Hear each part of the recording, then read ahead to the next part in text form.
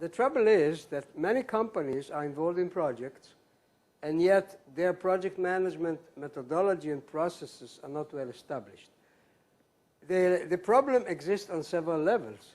It exists at the level of the project leaders. It exists in the level of the company's methodologies, but it also exists at the level of the higher level, the executives. The executives in many companies really don't think project management is worth investing in. They do not pay enough attention to project leadership and project management. They don't invest in this. And they think it's just a simple activity of operation. Just do it. And the trouble is that they don't support their project management establishment in a way that project leaders are empowered to do their job. This whole world of the business is actually not focusing on the business when it deals with projects. So we need to actually change the way we look at projects. Look at projects as activities and processes that create business and are managed to create business.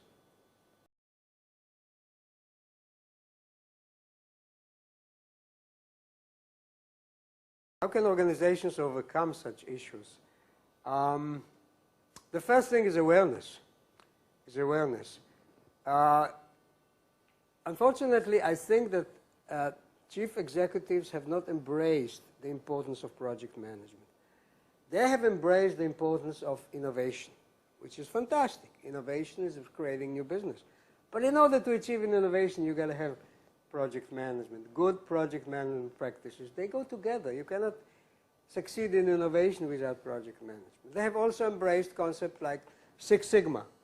But Six Sigma is about operations, about repetitive, not about projects. So I believe that in the next few years, more and more executives will realize there's a new world that they need to focus. They will open their organizations with the new mindset of focusing their attention on project management.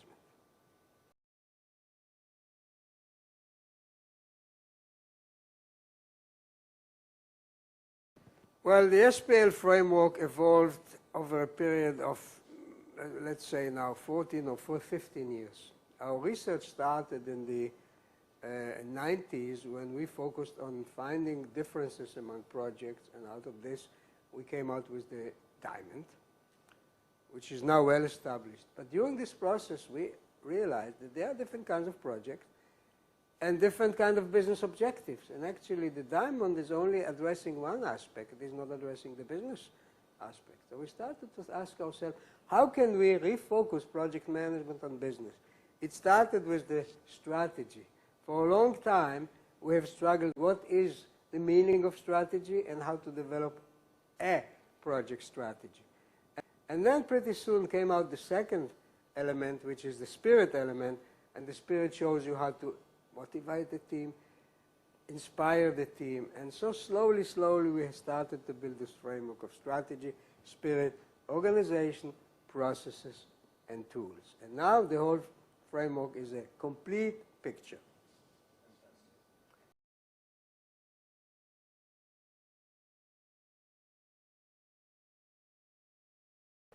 Well, there are two ways to look at this. The first way is do it bottom up, is to send project leaders and project managers to training. That's the slow way. And usually when this happens, the project manager who participates in this education, they say, I wish my manager was here. Because they understand the importance, but they're not supported by their top management. The other way is top-down, coming from the top executives. And we have seen both ways. The second way is obviously the more effective way. When it is driven by top management, it spreads quickly in the organization. Everybody is buying into it. That's the right way.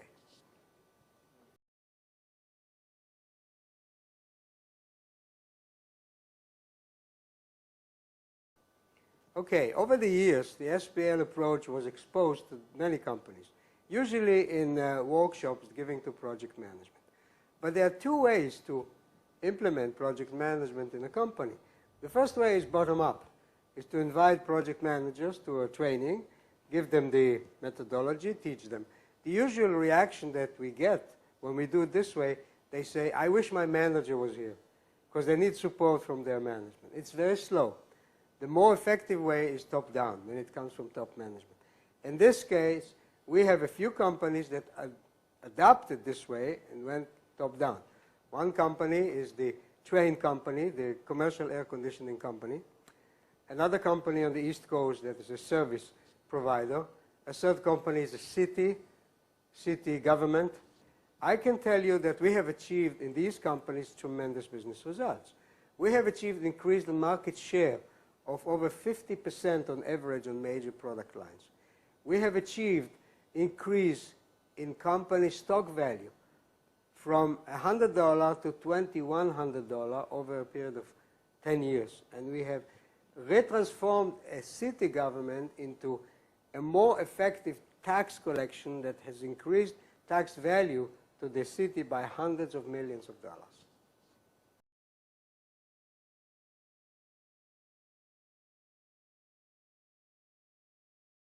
We have trained people in numerous companies. We have the early ones were 3M, Honeywell, Dow Jones. We have worked with NASA, recently with Intel. We have worked with a few companies in India. We have worked with a few companies in Israel. It's spreading, but slow. The right way is top-down.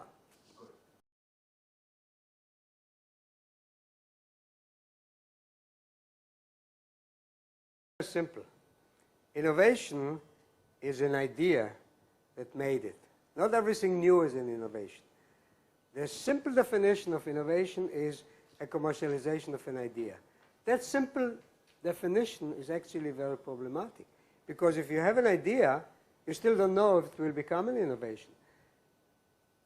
You can make it similar, you can look at it similarly as you look at phonography. Phonography is very difficult to define, but when you look at it, you know this is it. Innovation is the other way around. It's very easy to define. I just defined it, a commercialization of an idea. But when you look at it, you still don't know that this is innovation, because in the process, many things can happen. It can fall on the side, it can be cancelled, it can fail. So when you look at innovation, you don't know. Now, in order to succeed in innovation, you need to turn the idea into a business. How does it happen? There's always the first part before a project, the pre-project part, the front end. But then it becomes a project, and a project is a formal activity of a company with plans, with budgets, with timetable, with an organization. For that, we need a project. You cannot succeed in innovation without project. And you cannot succeed in the business without a business perspective that we are offering with the SPL.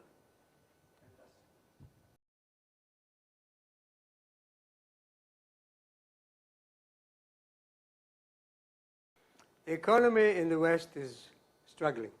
For a few years, we've seen a deepening economic crisis. We don't see how to get out of it.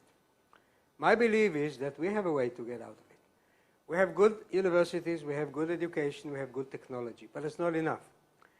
The solution is the ability to do more products, more innovation, more widespread the productivity in the United States based out of the technological base. The trouble is that we are not exploiting our technological knowledge enough in order to create new products and create new values. Now, having technology is not enough. We have good universities, we have good engineers and scientists, but they do not produce what they could do. There are three components to this. There is the technology, there is the innovation, and there is the projects. All three have to work together. We talk a lot about innovation, but we actually don't do it. We are not innovative enough. Why aren't we innovative enough? Number one, we are looking at our activities in the short-term perspective. Companies are actually not investing enough in longer-term visions, in longer-term technologies. People are leaving companies because of economic situations. They take away with them knowledge that has been created for years. When you try to hire them again, you're actually stuck. We've seen this in Boeing, for example, recently. Boeing 787 went into trouble because it didn't have the design capability it used to have, because many engineers had to leave the company. So Boeing had to outsource a lot of their activity to their subcontractors, and they got stuck. Now, except for a few great companies that are doing well, like Apple, like Google, you see most of companies are struggling. Why are they doing well? Because they have great engineering and they have great execution capability. And they have a great capability of integrating technologies into products, into services, and into delivery.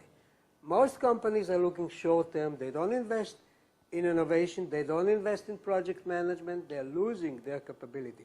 I believe this is the way to get out of the economic crisis, by producing more products, more effective in a shorter time, by investing in the way you create products. And that involves project management. Thank you.